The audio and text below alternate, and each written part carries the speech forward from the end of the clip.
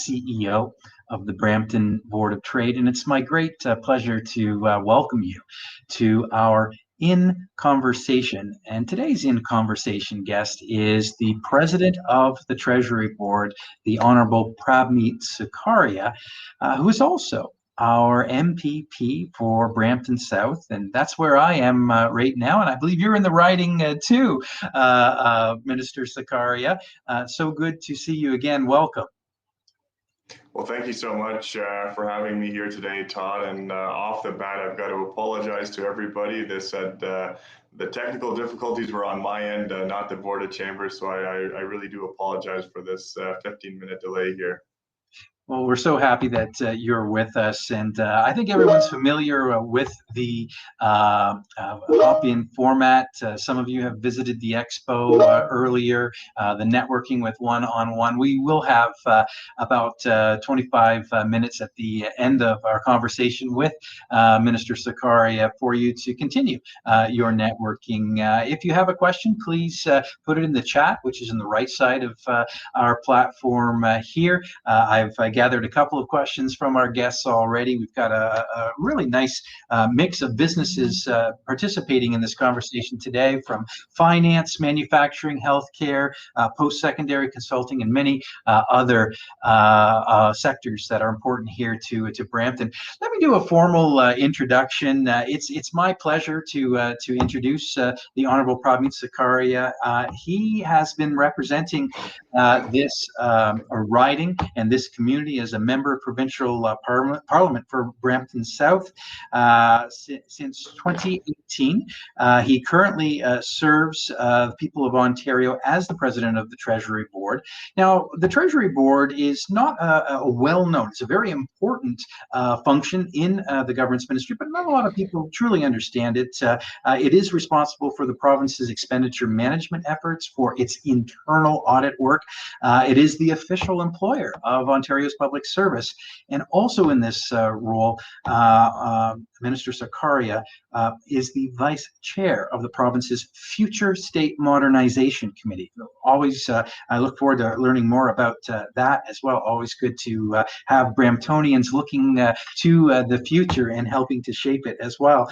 I know many of you know that prior to assuming leadership at the Treasury Board, he held the role of Associate Minister, Small Business and Red Tape Reduction. And that was during a very challenging time during COVID and prior to COVID.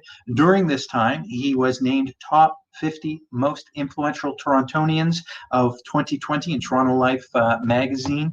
And before being called the Public Service Minister, Sarkaria worked as a corporate and commercial associate at Miller Thompson LLP. He earned his law degree from the University of Windsor, as well as a BBA, Bachelor of Business Administration from Wilfrid Laurier. He majored in finance there, and prior to his legal career, worked at TD Securities. So what a wonderful background, Minister Sarkaria, for you to take on this new role.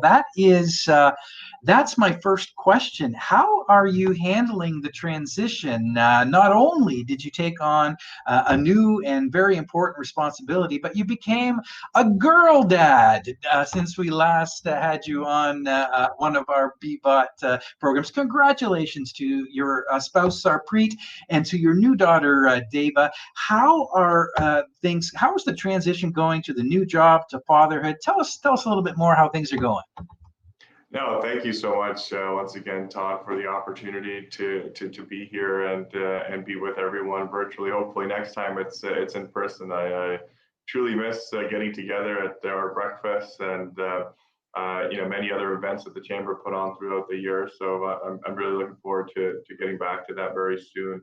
But yeah, I have the honor and the privilege of becoming what is I feel the greatest achievement in the life, which is a girl dad. So I'm having a blast. I finally recognize the value of sleep now with the little ones, so which is very hard to come by these days. But it's been the greatest blessing of my life and the silver lining during what has been a very difficult time for many and across Ontario, across the world during this pandemic. But it's been great, and I've been very thankful for it. And with that, also the opportunity, and very thankful to Premier Ford for giving this, new portfolio to me, which, as you said, sometimes isn't as well known as some of the other portfolios, but it's truly a great responsibility. And, as you said, I'm responsible for managing our province's expenditures,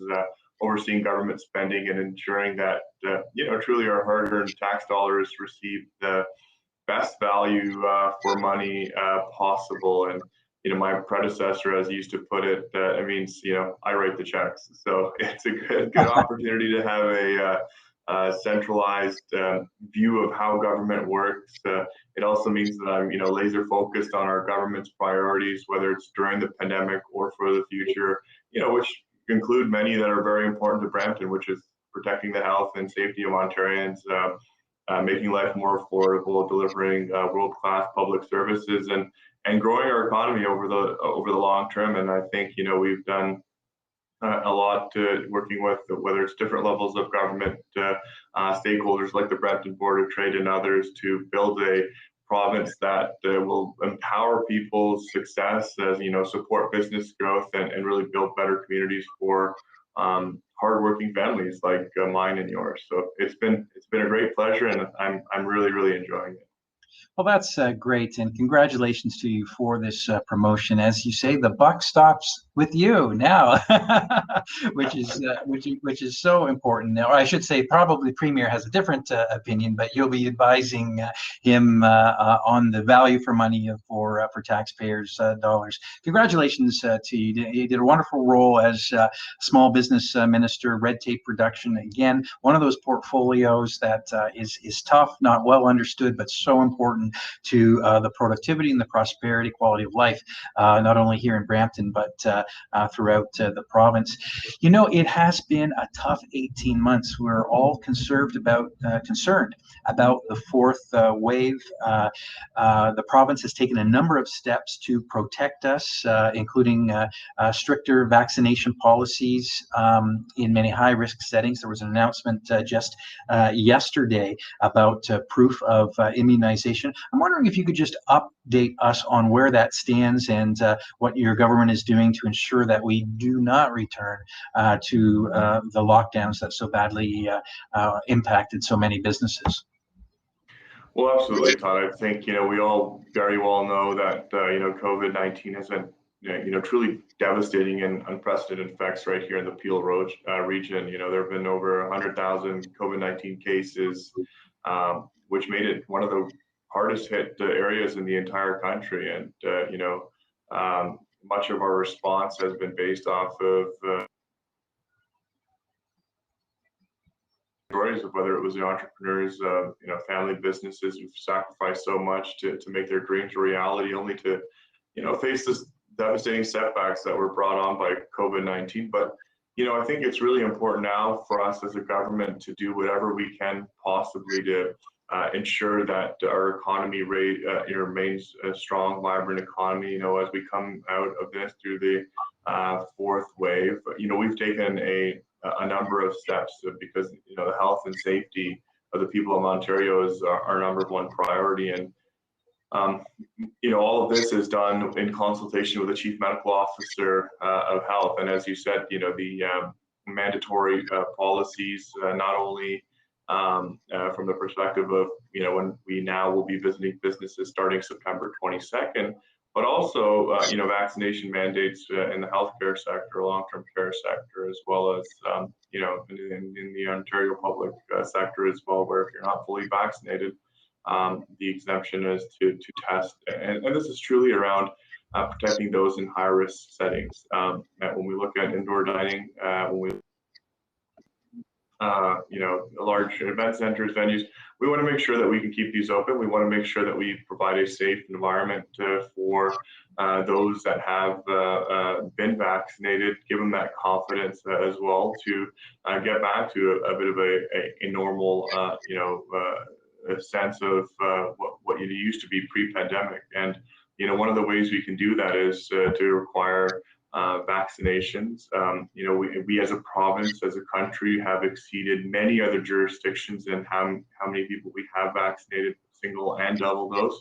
We should be very proud of that. But the fourth wave, the Delta variant, is taking hold across, not only the province of Ontario, across the country. And we've got to do everything we can to mitigate that risk and protect our economy, and ensure that we don't return to, to return to lockdowns. We've got to do everything we can to ensure we can keep businesses open. And these are some of the tools that we can employ to do that. Well, thank you, Minister. And our viewers may not know how valuable it is to have a cabinet minister representing Brampton. During this long, arduous pandemic, Minister Sarkaria, in his former role, was very influential in helping businesses that wanted to make a larger contribution to accelerating vaccinations. And it was through Minister Sarkaria and the Premier's office that and Peel Public Health that we saw the initiative to do vaccinations right on site with a number of our large employers, and that would not have occurred without you, Minister Sarkaria. So thank you so much for that, and for yesterday's announcement. Again, another initiative of business advocacy of boards of trade and chambers of commerce across the innovation corridor. The proof of immunization will certainly take some burden off of the business community and ensure that Ontarians are safer. So thank you for both of those initiatives.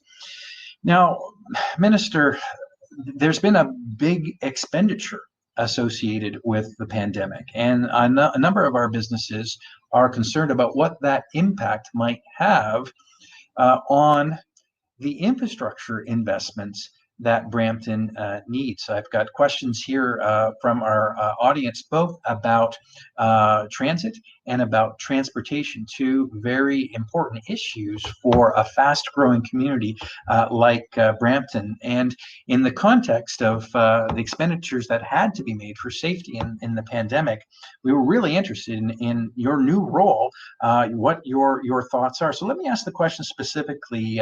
The Main Street LRT extension. The city of Brampton is considering a couple of proposals. They're going to partial design. They're going to make a decision on one of them in the March to June time frame in 2020.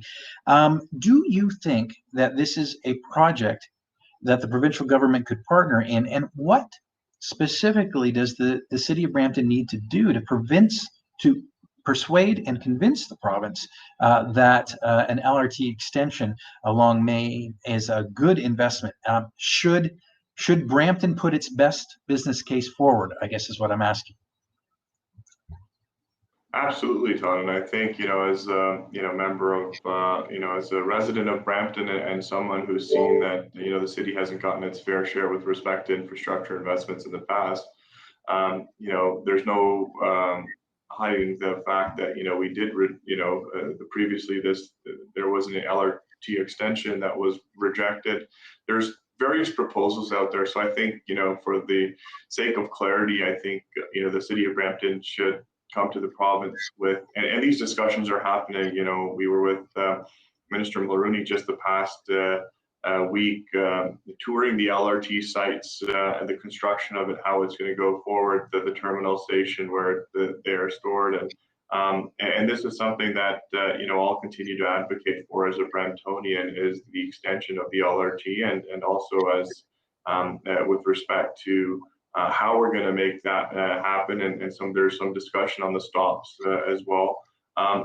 But I believe there's, the city of Brampton wants to do a tunneling option as a part of the LRT extension, which would cost, probably over $1.5 to $2 billion going underground there. Above surface, I believe there's some contention from members of council of going above surface. So I think there's a couple of things that can be done from now to really solidify this. Is I will definitely be a supporter of the Main Street, the LRT, as is my colleague MPP Amarjot Sandhu. We know that it's going to provide faster, service. So it's going to be reliable, and it's going to be a great opportunity for us to really get our infrastructure off the ground. So I think there's lots of conversations between the city and the province that need to continue to happen.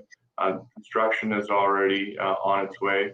The bids were already placed with the contractors, private co, for the construction and alignment of what we see currently. So we'll continue to monitor those and continue to engage with our municipalities to see how we can continue to deliver better transit options across the GTA.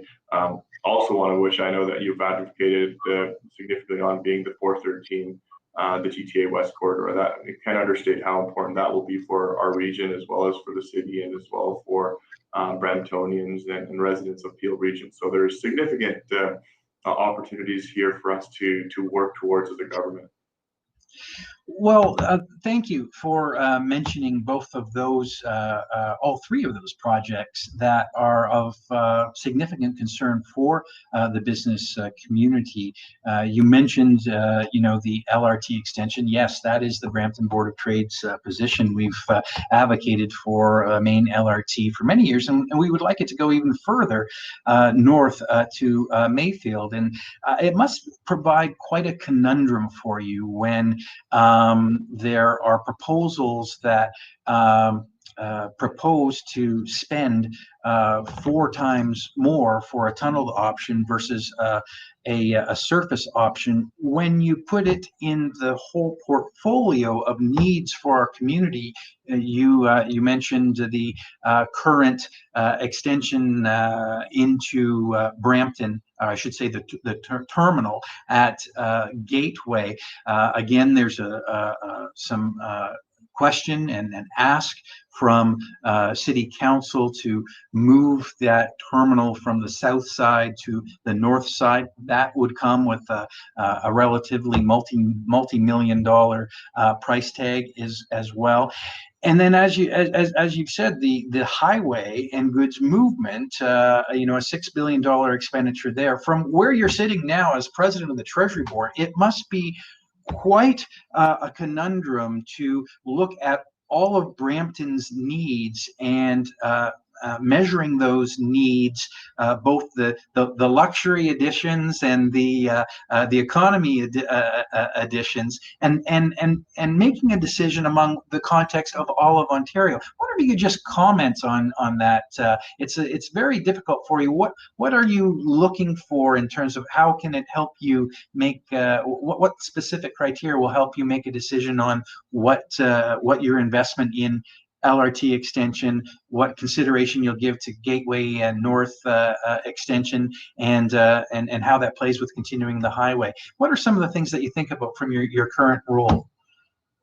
Well, absolutely, Todd, and I think you've hit on one of the points, right? We've got a proposal to go underground in Brampton that will cost $1.7 billion, which is, I think, probably more than the entire line itself to tunnel underground. So, we've got to come with value for money.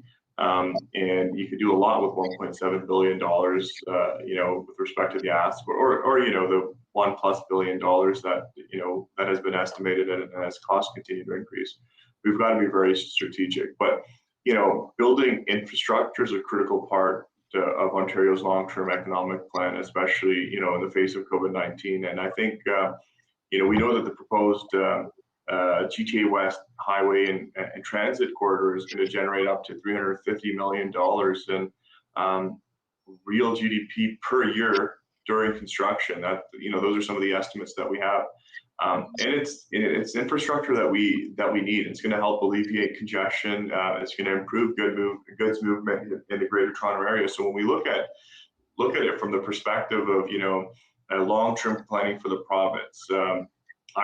If I remember correctly, by 2051, the population of the Greater Golden Horseshoe is expected to grow to almost 15 million people.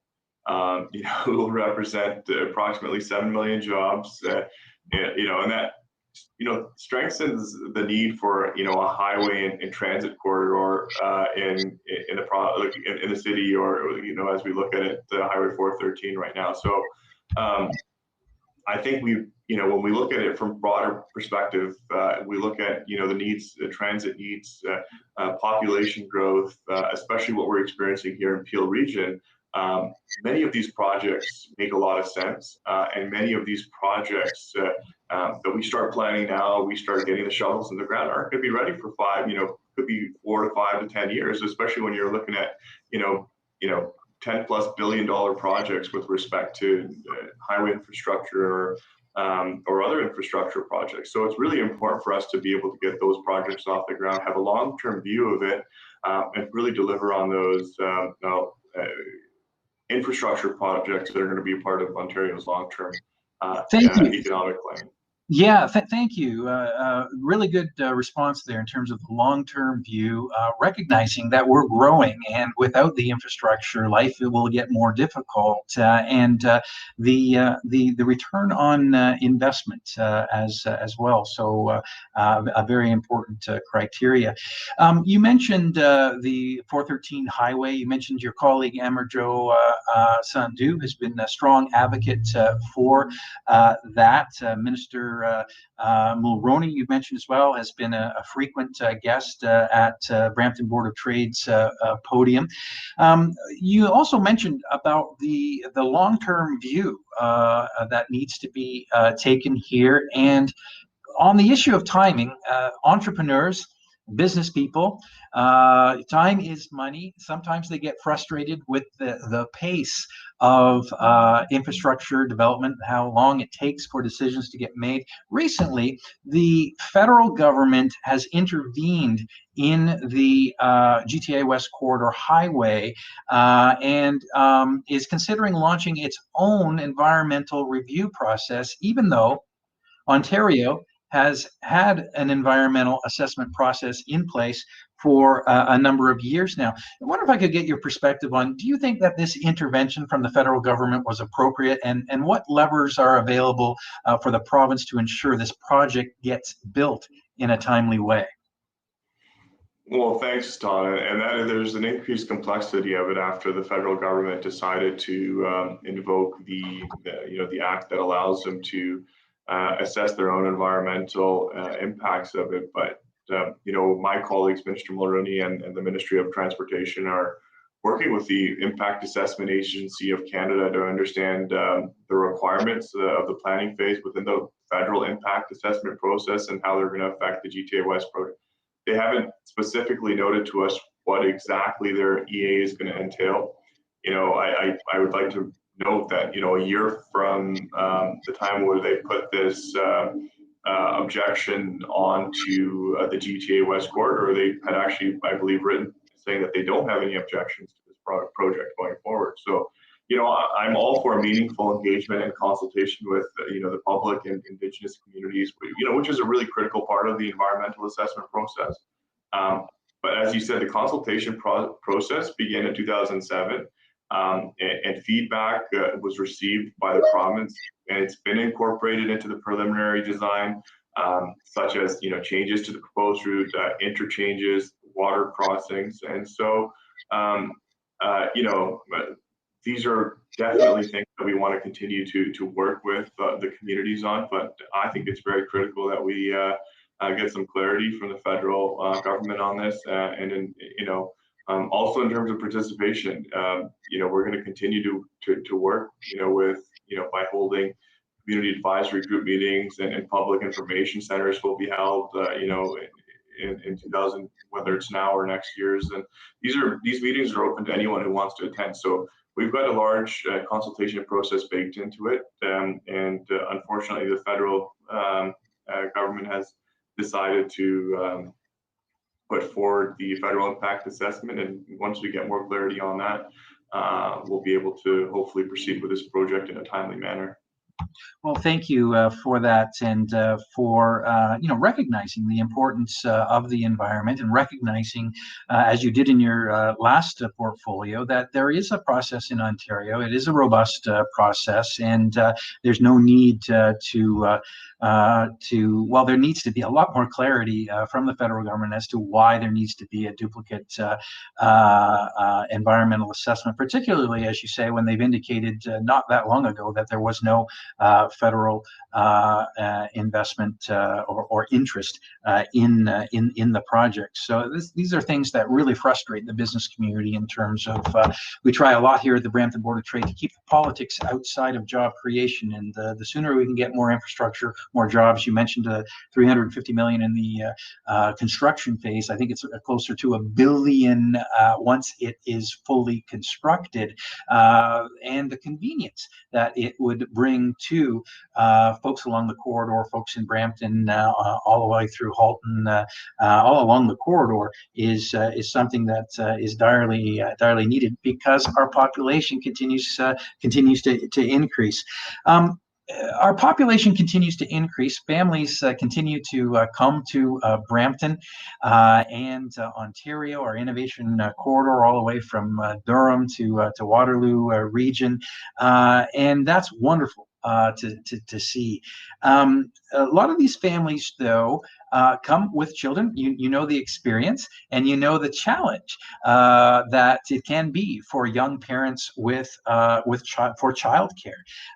We have identified as the business community when we survey our members that childcare, and not just 9 to 5 childcare, but because there are so many in shift work here in Brampton, that it is a real need, and a need that can really boost the economy and boost participation by many women who have, in many households, have the primary child care responsibility. I wonder if you could comment on why the provincial government has not yet accepted the agreement. The federal government has made an allocation. Some provinces have signed on. Ontario hasn't. What is the delay there, and what do you think the future is for a child care investment in Ontario? Well, absolutely. I will underscore the fact that our government understands and knows that a strong child care and early years system plays a really critical role in childhood development, and we want to be committed to supporting the well-being of those families, and that's why we've continued to invest more than $2 billion in early years and childcare throughout 2021 and 22. I wish we could continue negotiating with the federal government because the negotiations were going on, but there's unfortunately an election that they've decided to call. But we're going to do whatever we can to continue investing in childcare. So our $2 billion investment that we made in 2021-22, about $1.6 billion of that was to support childcare. We have early on programs that are put forward. There's the Ontario childcare tax credit. That's approximately $430 million of support. And we've also committed up to $1 billion over 5 years to create the additional 30,000 new childcare spaces, with up to new schools and the larger additions. We were just in Brampton about a month ago with Minister Lecce announcing over 50 new spots that are going to be constructed over the next year at a couple of our schools here in Brampton. So, we want to build a more affordable, accessible, and high-quality early years and childcare system that will be able to sustain itself over the long term. And currently the federal government contributes 2.5% of the total annual costs of childcare in Ontario, and we will work to get a better deal for Ontario's families. And we believed, we do believe, working with the federal government, we can get increased federal investments, and I agree that they will help enable a greater workforce participation and rebuild our economy. So we'll continue to actively engage and further enhance the child care system, really to improve the affordability and accessibility of it, and work with both our federal government and other partners to ensure that happens. Thank you. And as I say, this is an issue that has been mentioned with lots more frequency at business meetings here in Brampton. And so we wish you well with continued negotiations with the federal government. And thank you for your investments in childcare. Just a reminder to our viewers today that if you do have a question for the President of the Treasury Board, the Honourable Prabmeet Sarkaria, please feel free to put it in the chat.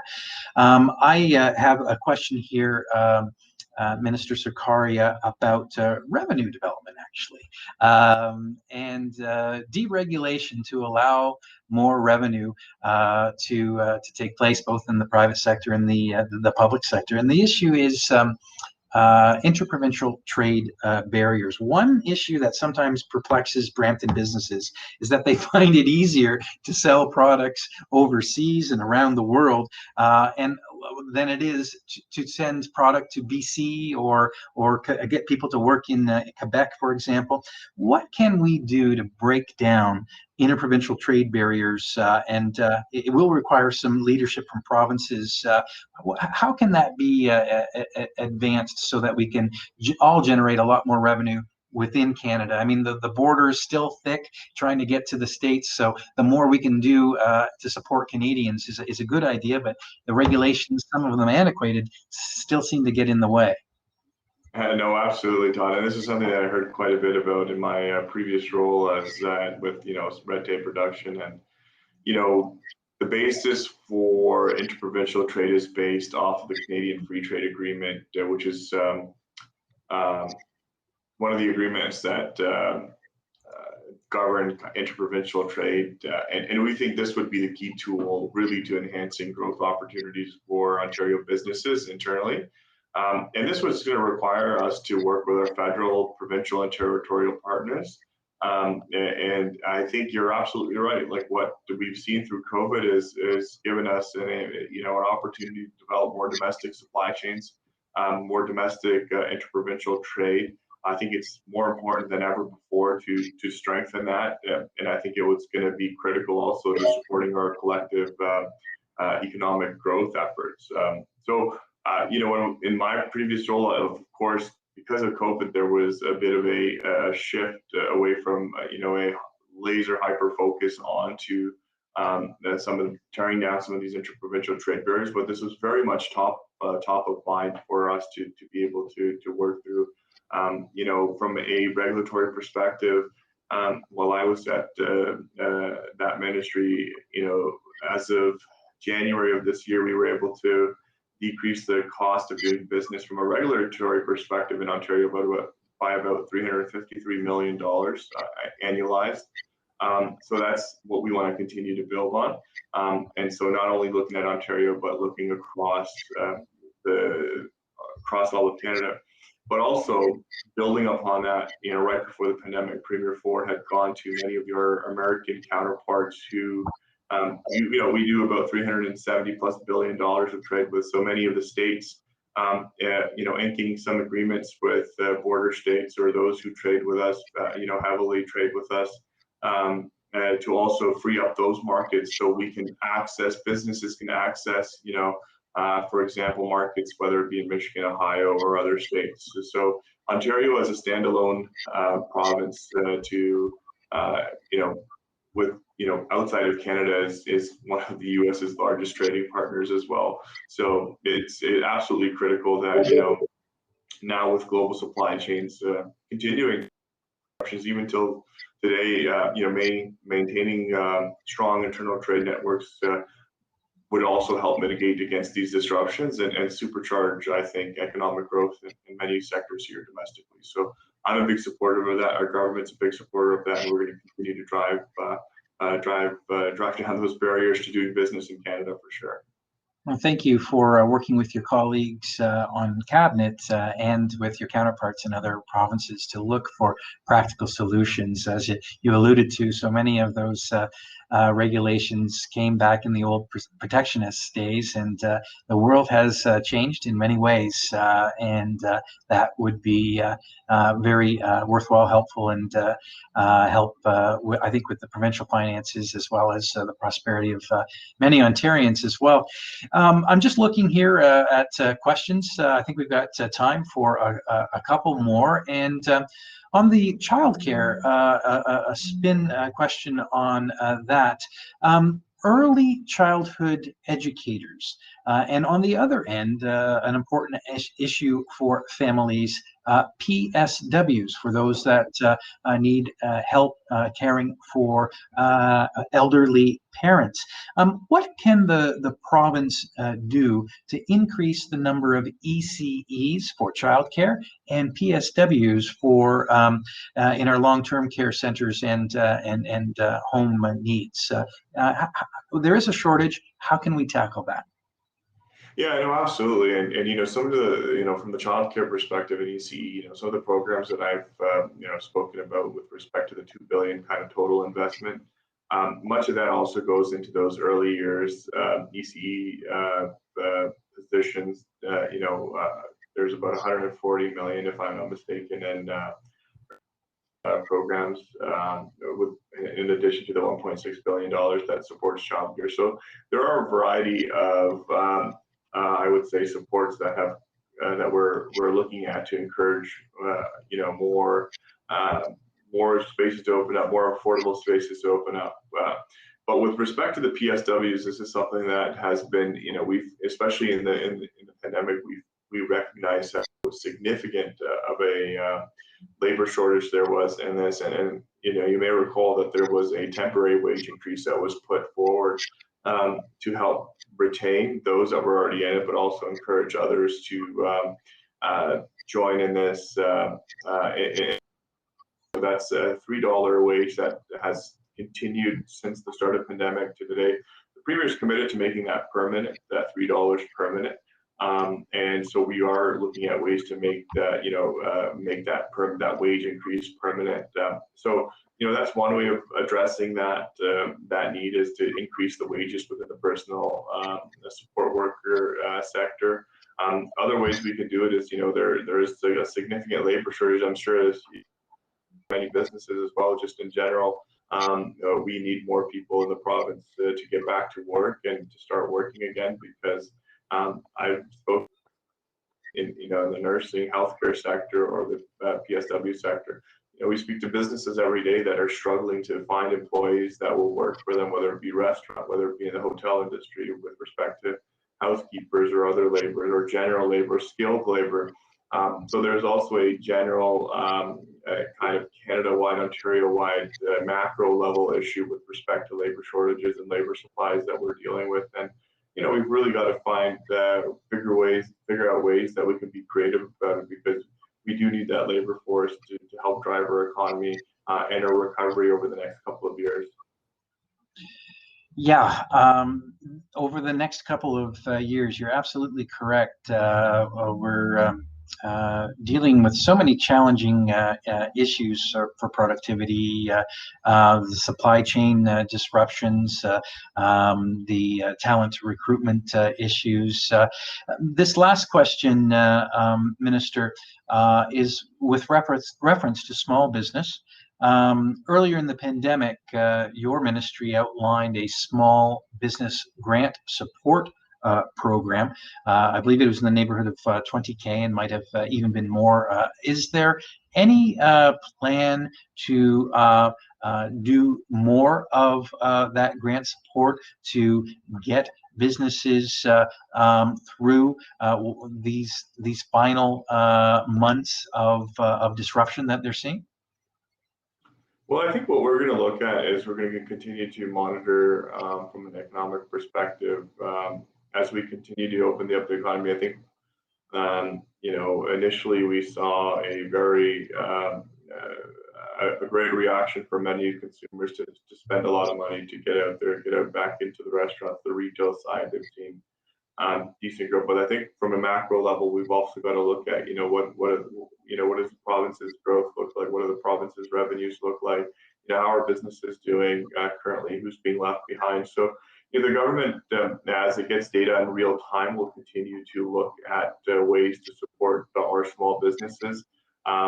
Many of those businesses that gotten the small business support grant, which was from our perspective, it was very, very important to make it a grant and not make it payable back to the government, because we recognize that liquidity was an issue for some businesses, but also increasing debt levels very challenging to continue operations. So we gave out grants with respect to those small businesses, up to 40,000 for them. But I think what the key thing that we need to look at is how are we going to continue to work, but also that these businesses can remain open and continue to serve the people of Ontario. So kind of late summer, we'll continue to monitor the pressures on many of these businesses. And as the premiers have always said, we won't spare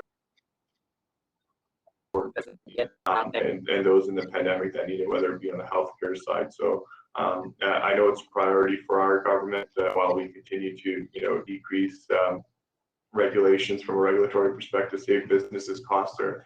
We also recognize that there are many other significant pressures on businesses that need and as we continue to examine those and continue to hold our roundtables, Minister Tangri, who is now the Minister of Small Business, has done a great job of that from my perspective as well, getting out, listening to businesses and seeing what are those remaining needs that the government needs to, or the gaps that continue to exist that the government needs to support businesses. But so, Todd, I offer you also, as well as businesses, to continue feeding back information to us with respect to what those pain points or pressure points are, because that's always the most helpful too. I know you've been great for us, to date with respect to what doesn't need to be done. So always appreciated, your insights into that, and hope to continue getting those.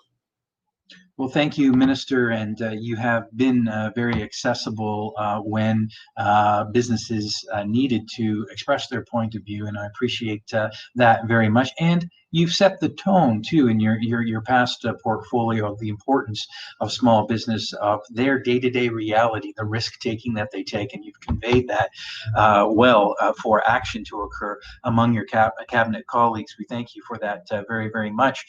Minister, I have one last question, and it is related to small business. But before I ask that question to you, I want to share some kudos from Janet Morrison, President of Sheridan. The province has done a great deal of work on the issue of educating, training personal support workers and practical nurses. Sheridan was pleased to have responded to a call for substantially increasing enrollment, which was accommodated this summer across our Peel campuses. For congratulations to Sheridan, congratulations to the minister. Likewise, John Cruikshank of Trios College says the PSW program has worked very well and could be used as a model to fund the training of more ECEs. And Trios has also increased the number of PSWs they're training because of the province's actions. So great to see support and results on the investments that you're making. As you know, Minister, downtown Brampton and many from 407 to downtown will be seeing some infrastructure investment. I think downtown is planning a sewer and wastewater upgrade. This question is about with all of the infrastructure that needs to be invested, there's going to be that needs to occur and needs to occur to support the economic recovery.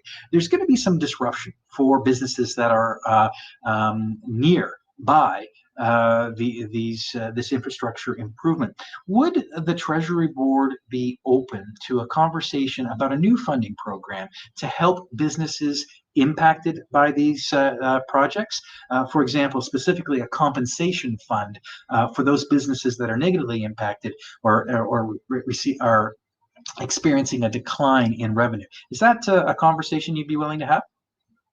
Well, I think, definitely looking, at ways to support businesses during disruptions is something that we'd be more than willing to look at. I know that anytime there's construction projects that happen across the province, across the country, there is unfortunately disruption in the short term. So, if there's some creative solutions out there for us to continue working together on, I'm happy to always entertain those. And I think there's, what I offer is always to have that open dialogue and conversation to see how we can figure out and how we can get through, some of those difficult times together, whether it be COVID, whether it be redevelopment for the betterment of the city. So absolutely happy to take that up and see how we can help to that, get more details on what and when it's proposed. proposed, and then we can definitely go from there, Don.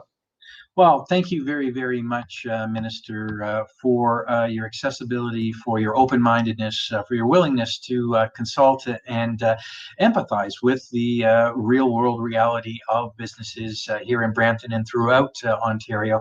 I certainly have enjoyed our conversation. We wish you well in your new role, and thank you again for the candor today and for participating. And we look forward to the next discussion that we have with your ministry. Thank you so much for yesterday's announcement in keeping Ontarians safe. I want to let listeners know that I thank them as well for the questions that were posed today. I'd like to thank our Policy and Government Relations Committee and our Board of Directors, the volunteers of the Brampton Board of Trade, for preparing the question framework for today's interview with our guest, the Honourable Prabmeet Sarkaria, President of Ontario's Treasury Board. No need to leave quickly.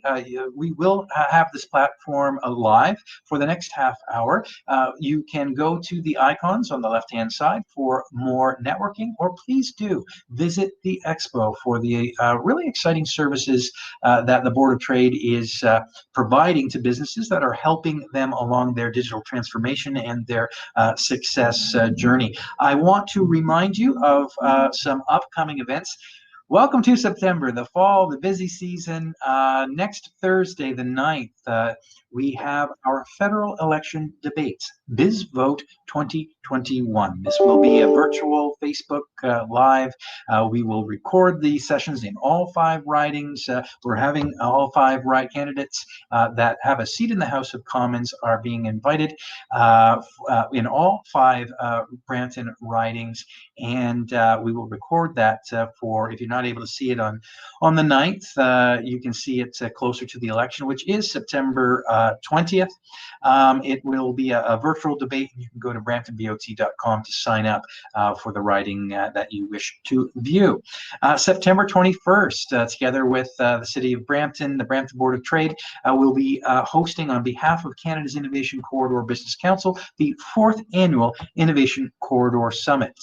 You can learn more about it at corridorsummit.ca, or please reach out to the fine team that is behind the scenes today. But I want to call out the great work of Jennifer Oldham today and Kevin Draper. You can learn more about the Innovation Corridor Summit from those two great BBOT staff members.